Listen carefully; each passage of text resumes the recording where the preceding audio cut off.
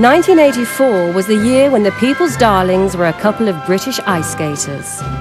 Torvill and Dean arrived home to a hero's welcome after gliding to perfect victory on the Olympic world stage. Meanwhile, the two unshakable ideologies were locked in a fight to the death.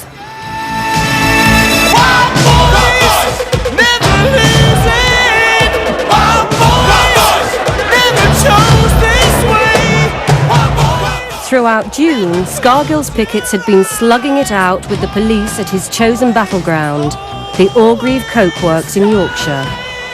The stage was being set for the mother of all battles.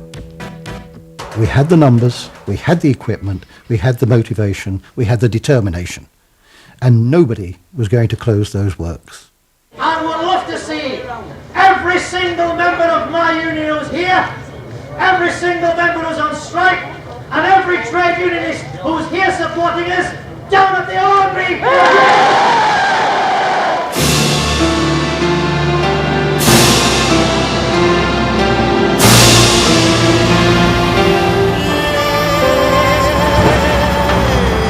Scargill was convinced that if he closed Orgreave, he could win the strike. The showdown was planned for the 18th of June.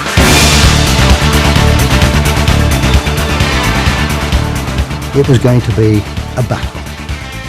No doubt about that at all. We knew it was the big one. Orgreave, as far as I'm concerned, was like Custer's last stand. I couldn't believe how easy it was to get to Orgreave. We didn't actually have to find our way because the policeman was showing us where to go. They was pointing us, getting us in there. They were directing cars off at Parkway and saying, come and park here, lads, and that's where to it. Which I thought was strange. When we got here, we knew why. There was people walking all over the field. It was just like something out of the Bible. When they all come to see Christ, it was all walking to one place. We walked across the field. When we came over the hill, I couldn't believe the sight in front of us. I've never seen as many transit vans and police in your life. It must have took them a weekend to get them all there. It was unbelievable. There were thousands and thousands of them. This is the biggest massive policeman I've ever seen in my life. If he was a burglar that day, he'd have had a field day, because all the police were in Orgreave. At the first, it was like a bit of a carnival atmosphere because there were that many people here from both sides. I saw people I hadn't seen for months. And we were chatting, then the police came out with the riot shields. We pushed them, they pushed us, which happened on every picket line. That were no different at all. By 7 a.m, 4,000 miners were at Orgreave waiting for the coke lorries to arrive. Police had been expecting them. They equalled the number of pickets. When the lorries came an hour later, the miners' ranks had swelled to more than 5,000. The police started reading the truncheons on the riot shields that day. I'd never seen it before. And chanting like Zulus, like they were psyching themselves up, you know. They were completely out of control. They'd lost plot. They pushed us, which happened on every picket line. That were no different at all. By 7 a.m, 4,000 miners were at Orgreave waiting for the coke lorries to arrive. Police had been expecting them. They equalled the number of pickets. When the lorries came an hour later, the miners' ranks had swelled to more than 5,000. The police started reading the truncheons on the riot shields that day. I'd never seen it before. And chanting like Zulus, like they were psyching themselves up, you know. They were completely out of control. They'd lost plot. As the last lorry went in, the trouble started. Pickets charged straight into the police riot shields.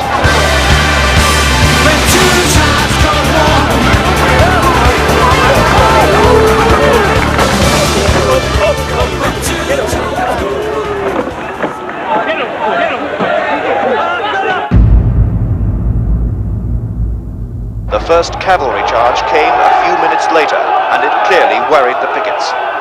I turned round with the police horse bearing down on me. The police horse knocked me to the floor and it went over the top of me. Then officers came out with shields and truncheons. One of them hit me at the back of the head and I went down. As I'm getting back up, this other police officer then got me and truncheon me till he broke his truncheon on me. Then he dragged me through the police line.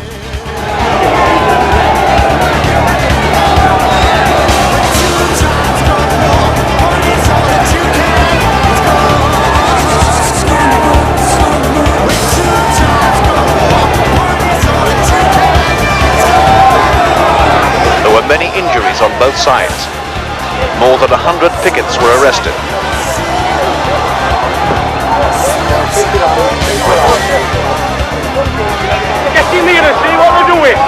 I saw the images on television of people, policemen fighting miners, hitting them with truncheons and dragging them about and stuff. It was working class men beating up other working class men, and that was just horrible. That was the the UK at war with itself.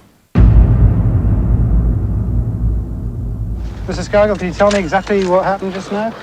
All I know is that these rushed in and this guy hit me up back at head with a bloody shield and knocked me to the ground out. He said that he was struck by a police officer, as I remember, either a riot shield or something of that sort.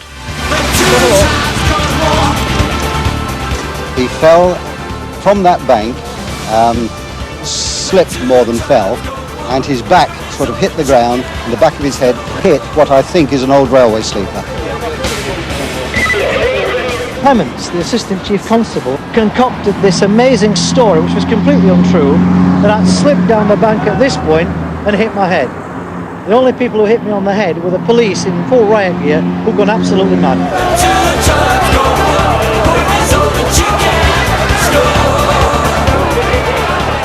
It reminded me something of Civil War pictures in modern dress. I thought it was pretty well appalling, frankly, that we'd come to this. And I think I felt a bit sick at that time about the state of our democracy, and inevitably it raised questions as to whether the government could prevail.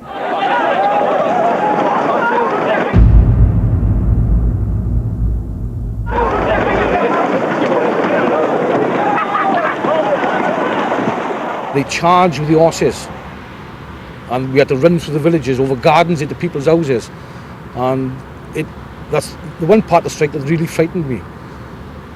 And the reason I was frightened was because if I had a gun, I think I would have killed some of the police on the horses. Because what they were doing, I seen men who fought in the Second World War, who came back into pits, old men in the late 50s, fought in Burma, being whacked over the head with a truncheon, because they didn't believe the police would do that to them, so they stood still.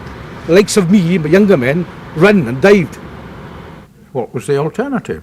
That you allow Scargill's bully boys free range over the country to intimidate whoever they chose, and to knock seven bells out of the police if they got in their way?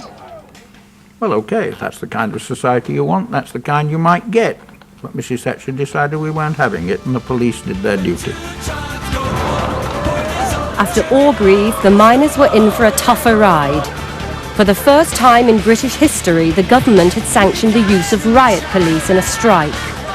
Arthur Scargill had challenged the democratic process. Now the full force of the state had been brought down on him and his men.